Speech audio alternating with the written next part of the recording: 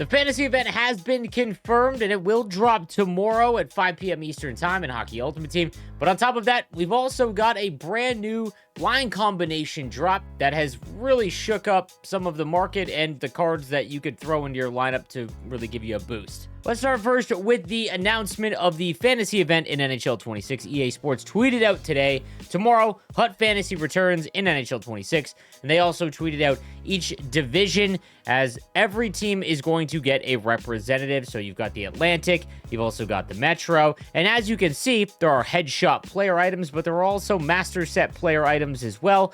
The Central has multiple. We've got one that looks like the Colorado Avalanche. We've got the Nashville Predators. I'm assuming both the Dallas Stars and Minnesota Wild. And then I would assume that this is more than likely the Blues. So a crazy drop for the Central Division, which means that the Pacific Division, they don't get any master set player art.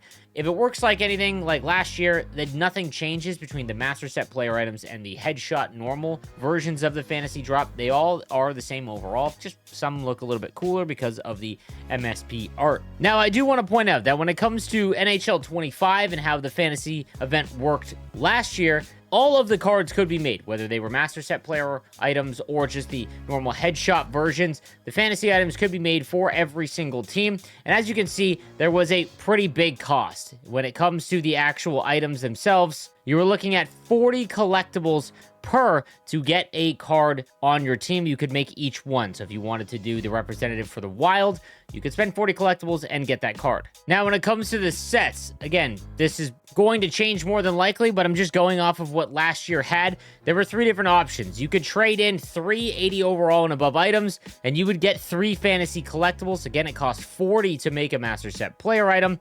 That was, again, one of the best values, and we've already seen that impacted. 80 overall items have shot up through the roof, but there was also a separate one as well that allowed us to trade in 5 78 overall items, and that would give you 2. Now, again, the values on the trade-ins has probably changed year over year, so I wouldn't expect it to work exactly the same, but that is what it looked like in last year's event. So I just wanted to give you guys a heads up. You're already paying peak price now if you were to go buy these cards before the launch of the event. So that being said, I will have a full breakdown of the cards and who I'm going to make and go over all the analytics, because there is a projection standpoint to the fantasy event. It's my favorite event of the year for a reason, so don't worry, I'll have you guys covered when that event actually drops. Now, in other news, they actually started releasing line combinations on off content days, so Monday and Thursdays.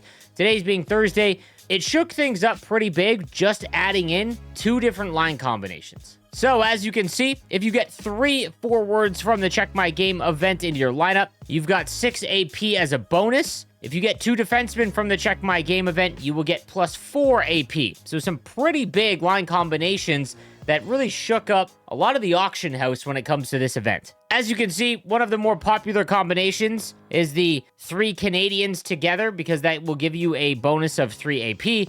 But when you combine it with 3 Canadians that are also from the Check My Game event, you will get the new plus 6 bonus as well. So my 4th line of Wright, Deneau, and Newhook all give me plus 9 ability points to my limit, which is obviously huge. On defense, again, if you want to add, let's say even Carlson and Dahlin, let's say you've made that combo, you've got a huge bonus in 9 total, because those are both master set player items from the Check My Game event.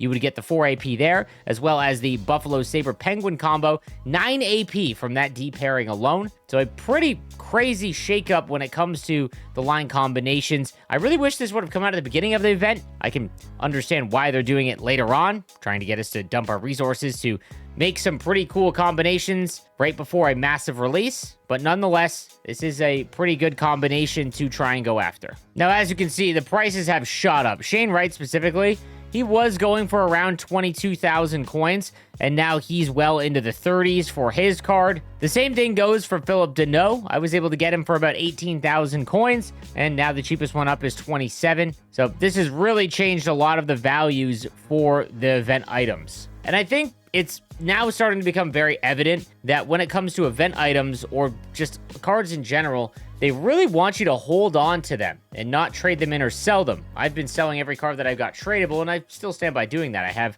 almost 300,000 coins, and I was able to buy any card I want. But that being said, obviously, if you just hold on to your cards, at some point, at any random time, they can release a new line combo, and it doubles the value of your cards. So it's going to be very interesting to see how things shake out. I'm also very curious to see how salary is handled with the fantasy event, but I'll cover that when the fantasy event is dropped tomorrow. But let me know what you think in the comments section down below, and I'll see you guys tomorrow. Have a good one.